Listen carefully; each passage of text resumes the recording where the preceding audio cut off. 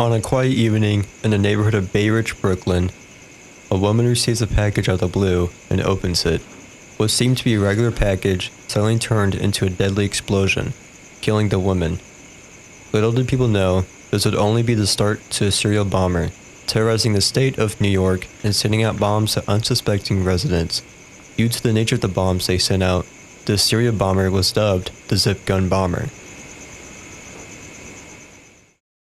Before we get into the serial bomber, let's talk about the first victim.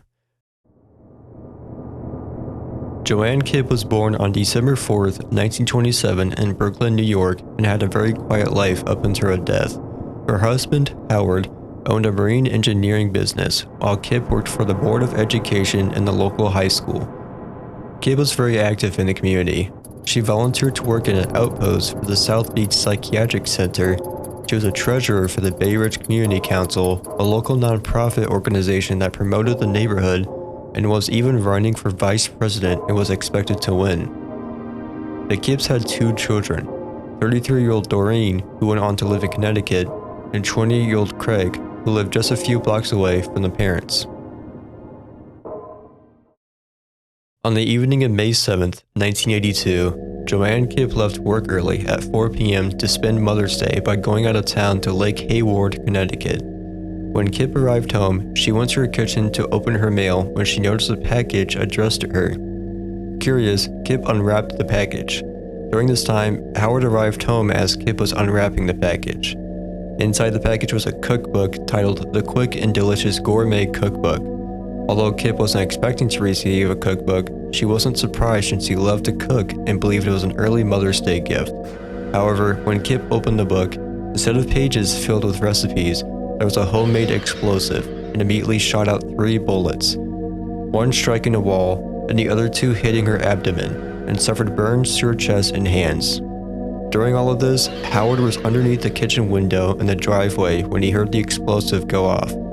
When Howard rushed into the house, he discovered his wife laying on the floor and immediately called an ambulance. As Howard knelt over Kipp, she whispered, "Look what they did to me. There may be others."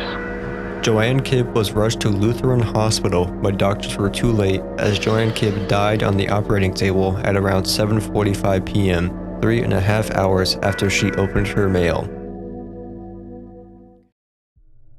When detectives began the search, they discovered a letter hidden in the cookbook that threatened the death of Howard along with their daughter and their son, and the package was mailed from Staten Island.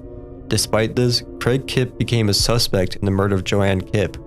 On August 9th, Craig Kipp was arrested in front of his house at 11 p.m. when a 9-year-old German Shepherd sniffed Craig's sock and connected it to the bomb, leading detectives to Craig.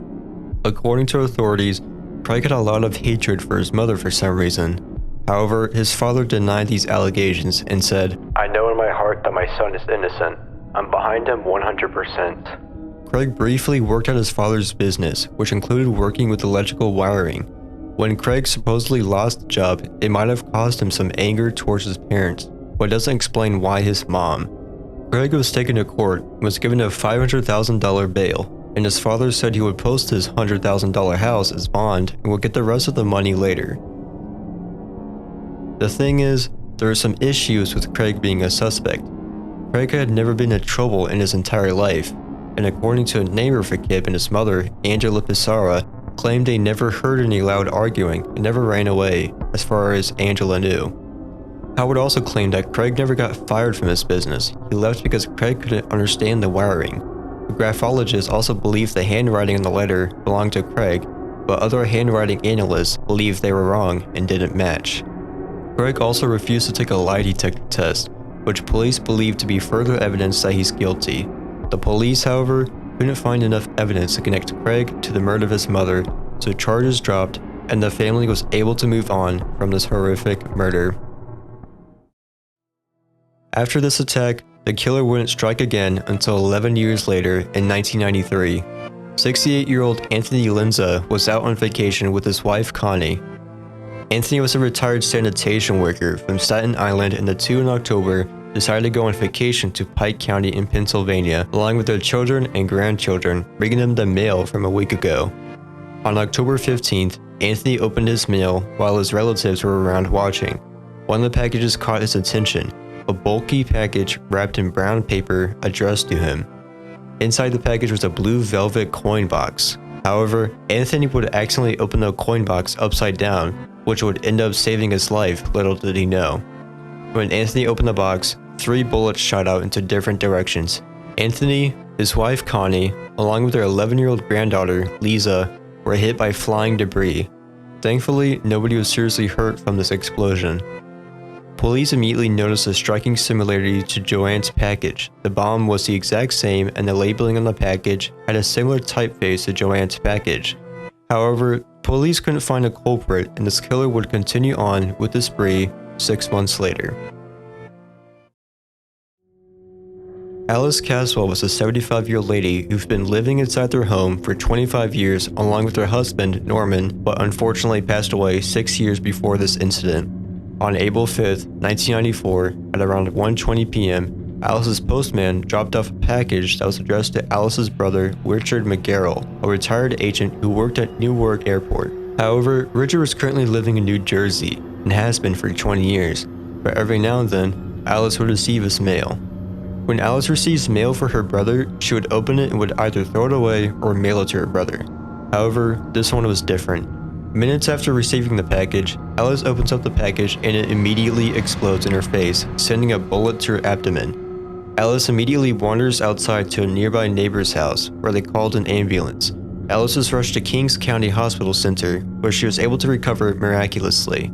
At this point, police figured out that there was a serial bomber out there, and the media named this killer the zip gun bomber, even though the bombs didn't exactly fit the description of a zip gun.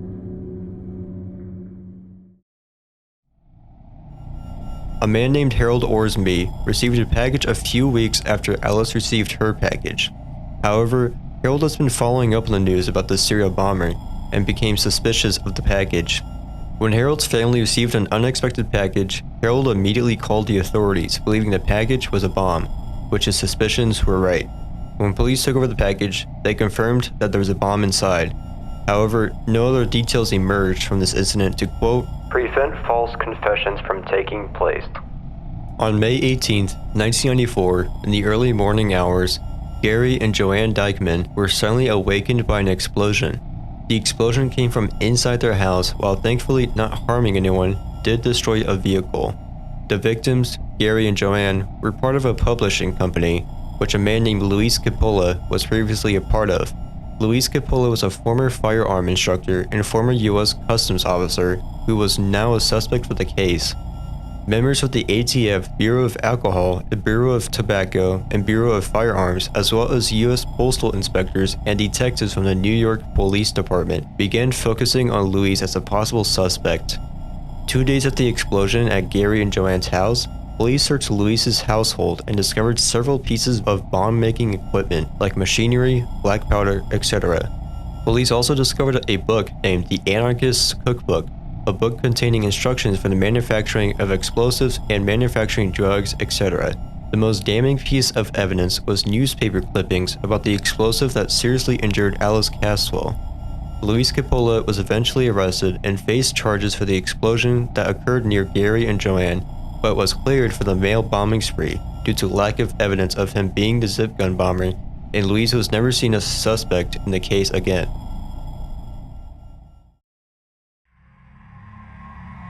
On June 27, 1995, a pregnant 18-year-old woman named Stephanie Gaffney was staying at her grandparents' apartment for the time being. Stephanie was 8 months pregnant during this time. While Stephanie was talking on the phone, Stephanie noticed a package was just delivered. She picked up the package and noticed it was addressed to Gilmore or occupant, Gilmore being the surname of Stephanie's grandfather and her uncle. Stephanie decided to open the package, which would be a crucial mistake. The hollowed-out book inside the package exploded and shot out shrapnel. Stephanie was treated for burns on her abdomen, chest, and legs. Thankfully, Stephanie and her unborn baby were unharmed. However, doctors were forced to induce labor the following day. Stephanie believes the only reason why she survived the explosion was because she angled the package facing away from her face. Richard Basile and his wife, Marietta, were an elderly couple that lived in Brooklyn, New York. Richard and Marietta were both retired real estate agents and lived along Bath Beach. Everything was going well until June 20th, 1996, when the couple received a package. The package was delivered by mail carrier Ken Barris, and the package was addressed to Marietta, but Richard opened the package for her and found a videotape inside, along with a sudden explosion. The explosion blew a hole through the kitchen window and damaged a nearby wall.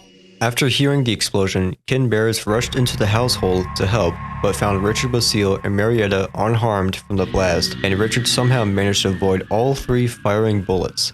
This attack on the Basile family would be the last time the zip gun bomber would strike. Investigators were bewildered. All the victims were seemingly random, no motive and no tips to bring the bomber into police custody. All of the addresses on the packages were linked to civil or military service, but it's not much to go off of. Postal Inspector Gregory Radigan believed that the suspect is from out of town.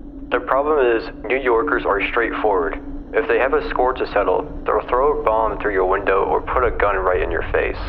Police noticed that several of the victims and their close ones were very hesitant to speak to investigators, and most spoke very little about the incidents. Police soon came to work on a possible theory behind these attacks, and that is the bombings were part of an extortion attempt. Police believe someone attempted to blackmail the victims, but failed and sent in bombs to the victims. However, investigators couldn't find any evidence of an extortion attempt from the victims. Police were desperate for an answer, even going as far as questioning Craig Kipp, the son of the first victim, until police discovered a possible suspect that had connection to the first victim, a person named Stephen Wavra. Stephen Wavra served in the United States Navy from 1972 until 1973 when he was diagnosed as a paranoid schizophrenic.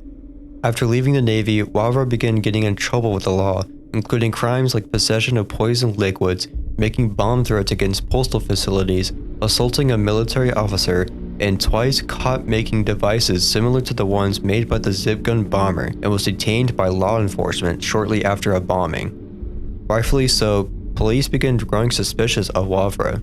In 1983, a year after the death of Joanne Kipp, the first victim, police searched the apartment of Stephen Wavra's roommate for an unrelated crime. In the home, police discovered bomb-making equipment on the kitchen table, as well as a hollowed-out book.